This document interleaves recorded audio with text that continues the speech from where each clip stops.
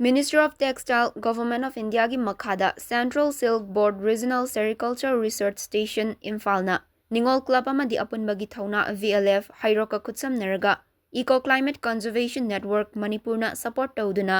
Sericulture gi matangda awareness program ama Heirok Part 3 Tourangbam Leikai da pangthokhre. Ngasigi awareness program aduga Central Silk Board RSRS Imphal gi head scientist Sinam Subarani na haikibada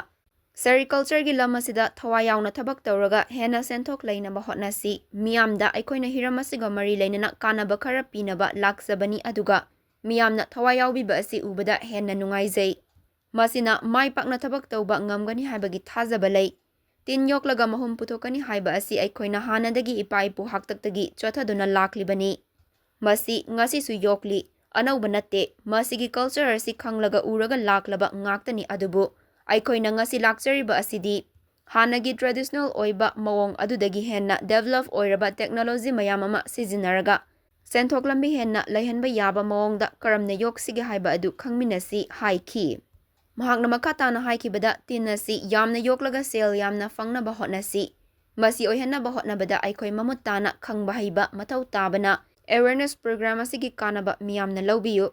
Central Silk Board RSRS Imphal nasu angamba thakta mateng pangani haiba wafam fongdokhi. Central Silk Board RSRS Imphal gi scientist D KH Subadasna miyamda henna mamutana khangnanaba awareness program aduga mari lainaba wafam sing macha khaina saruk yakiba singda paudam khi.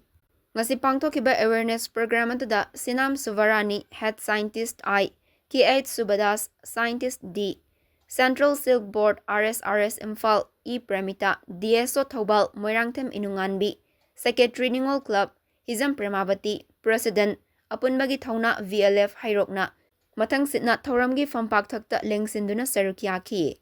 Awareness Program Loisilakpada Sericulture Lakiba Sing amadi official singa wahang paukhumgi tanja amasu lawki mayamna thawai yaubasi ubada koina amta hena nungaisi ado anambadi sericulture gi thabak thoramasi kamaini yokani haibisi aina kitang amuk mayamda sericulture tawbada thawai yauna tawraga adagi hena senthok lainaba ado kamaina paisa hena phanggadagi